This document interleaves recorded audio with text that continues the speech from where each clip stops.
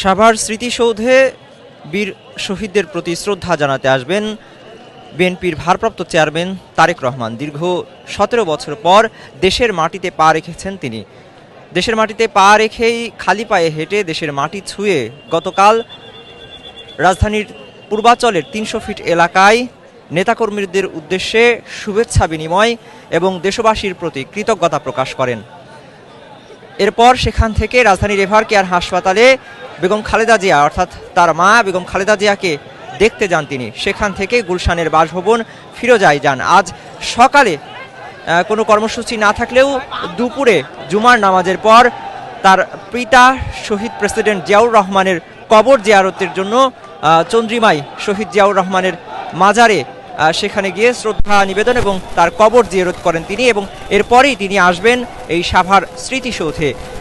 তার আগমনকে কেন্দ্র করে সাভার স্মৃতিসৌধের সামনে ঢল নেমেছে নেতাকর্মীদের।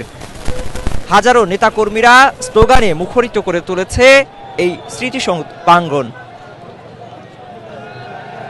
মানুষের কণ্ঠে তারেক জিয়ার আগমন উপলক্ষে স্লোগান। দীর্ঘ ১৭ বছরের অপেক্ষার অবসান হচ্ছে বিএনপি নেতাকর্মীদের। হাজারো নেতাকর্মীরা ঢাক ঢোল আর বাদ্য বাজিয়ে এসে উপস্থিত হচ্ছেন এই স্মৃতিসৌধ প্রাঙ্গণে। ভালো লাগছে,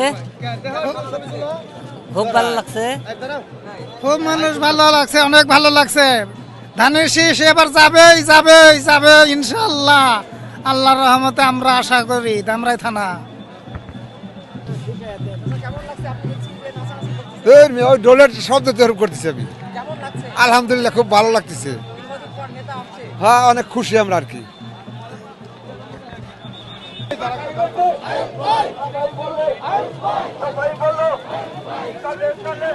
কেমন খুবই আনন্দ লাগতেছে। এত আনন্দ আমাদের ভারপ্রাপ্ত চেয়ারম্যান অনেকদিন পর বাংলাদেশ আসছে, এটা আমাদের গর্ব। আমাদের খুব ভালো লাগতেছে, আমাদের আনন্দ মনে হইতেছে। আমাদের দেশের জন্য ভালো কাজ করবে, আমরা ভালো থাকবো, দেশের জনগণ ভালো থাকবে। আমরা মনে করি ওর কাছে দেশ নিরাপদ।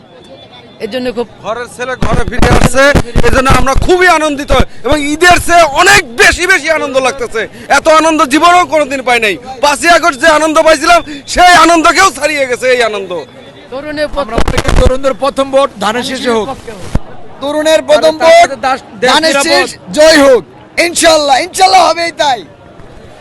কেমন লাগছে? খুব ভালো লাগছে, জন্ম থেকে খুব ভালো লাগছে। আমার খুব ফুর্তি, খুব আমরা খুব খুশি। অনেক অনেক ভালো লাগতেছে। জীবনের যেটা মনে করছিলাম তারেক রহমান আসবে বাংলাদেশে একদিন, সেই আশাটা পূর্ণ হলো আজকে।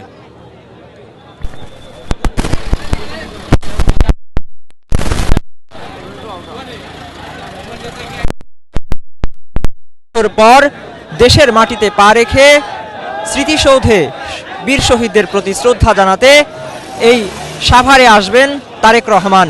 তার আগমনকে কেন্দ্র করে যেমনটি বলছিলাম, নেতাকর্মীদের মধ্যে বাদ ভাঙা উচ্ছ্বাস। সেই উচ্ছ্বাসের কথাই জানাচ্ছিলেন বিএনপির নেতাকর্মীরা। দীর্ঘ ১৭ বছর পর নেতার দেখা পেয়ে ঈদের চেয়েও বেশি আনন্দ তাদের মনে। মিনহাজুল ইসলাম, যুগান্তর নিউজ, ঢাকা।